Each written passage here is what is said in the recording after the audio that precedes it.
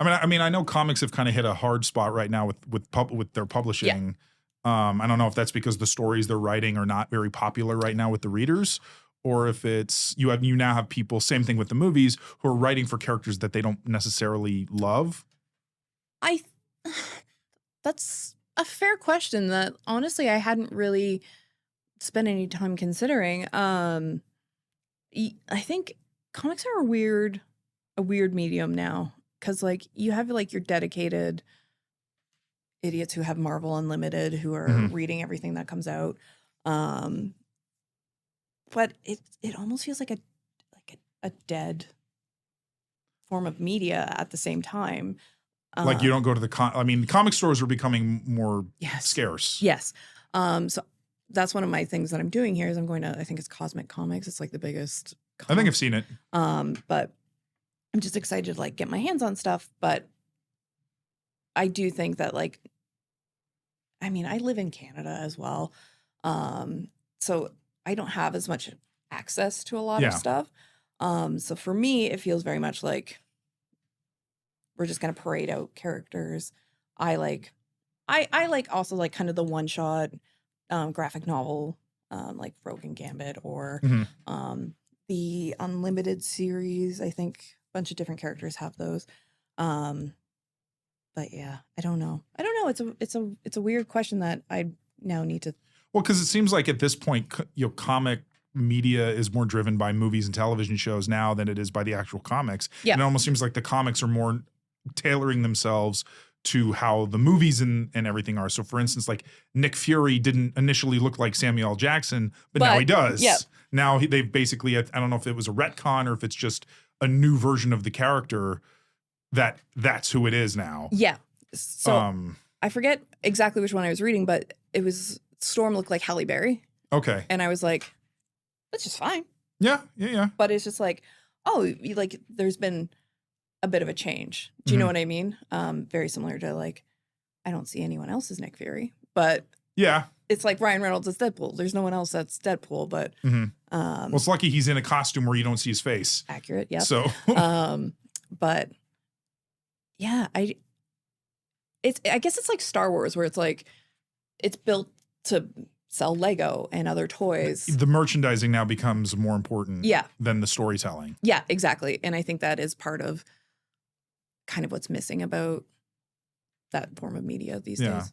Well, you also don't have I don't know if the artistry involved is as, because when you had original artists like Jack Kirby and some other ones, unfortunately, I'm not as versed. I just know of Kirby because they mention him so many times as like, I think the godfather of comic book artistry. Yep. Because he worked with Stan Lee and all that stuff. And a lot of people look at him as kind of one of the best of all time, if not, the greatest of all comic book artists. Yep. But I don't know if that in and of itself, because back then, when everything was crafted so strongly. Yeah. Where now it just seems like it's just so mass produced. Yeah. That there isn't that kind of attention to detail that there might have been in the past. Yeah.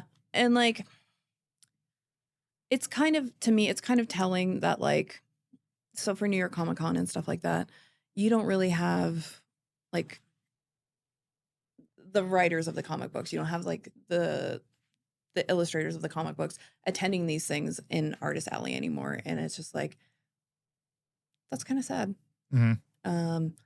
But still a lot of talented illustrators, obviously. Yeah. But I guess it really depends on who or what you're reading. Because like a lot of stuff for me, like I forget what I was reading recently. It was a Rogue and Gambit, and it was just like things in the background, like that don't really need to be there, but there's just a lot of love and care. It really just, I guess, depends on your illustrator and the writer on if like this particular one, she had grown up loving Rogue and Gambit, their whole thing. Yeah. And so when she could work on it, she was like, I really want to focus in on everything about this. So there's a lot of love and care given there. Whereas like if, she was given Cyclops or something, it's like, oh, this is fine.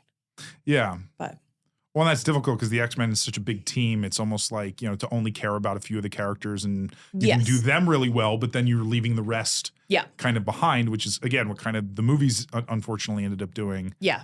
where it's just fascinating because the older films for X-Men, like, because it seemed like they weren't able to understand how to balance a team dynamic as much. Like when you get to the Avengers, that had a much better way that they were able to balance all the main characters. It's like they were like the people at like Marvel were like, yeah. Well, because there's not when you rewatch the original Avengers film from 2012, no one's really the main character. Like it's not focused on Iron Man, it's not focused on Captain America. It's all it's about the team. Yeah. So they all get their moments to shine. They all have as opposed to in like the first X-Men, it was clearly like the Wolverine and Rogue show essentially. Yeah. Where even characters that should have been maybe more prominent, like Iceman, who was one of the biggest characters of the group. Yeah. He gets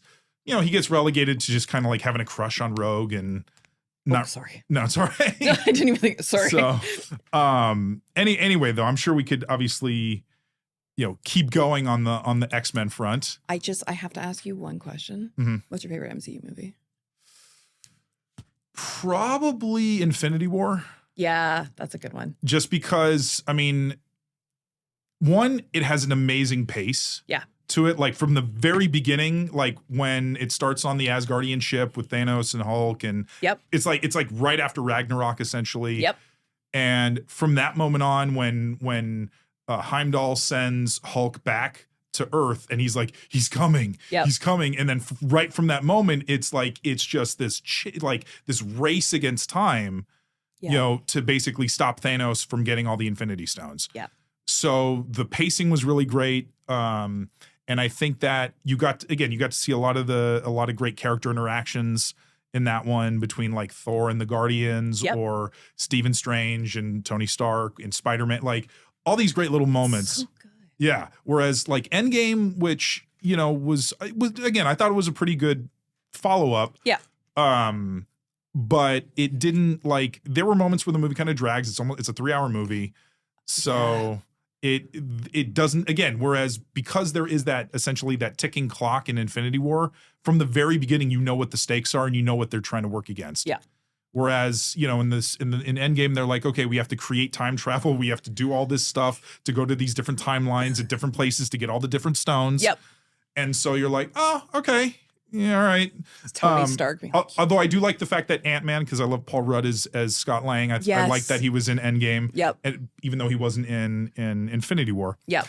And I'll be curious to see what happens, how they explain him, and because in Deadpool and Wolverine, you have his corpse essentially serving as a base. Yep. So it'll be interesting for that. But yeah, so Infinity War. How about you? Mine, I think, is Ragnarok. Okay. I don't know. There's something about that movie that I just love. Mm-hmm. I think it's because it's slightly less not that the MCU is serious by any means, but it just has a little screw loose with it, which is something I always enjoy. But especially compared to the other two Thors, which were very serious movies. Oh God. Let's pretend that there's no fourth movie. Yeah, I haven't seen Love and Thunder, but I didn't either. Yeah. But Infinity War, great. Yeah.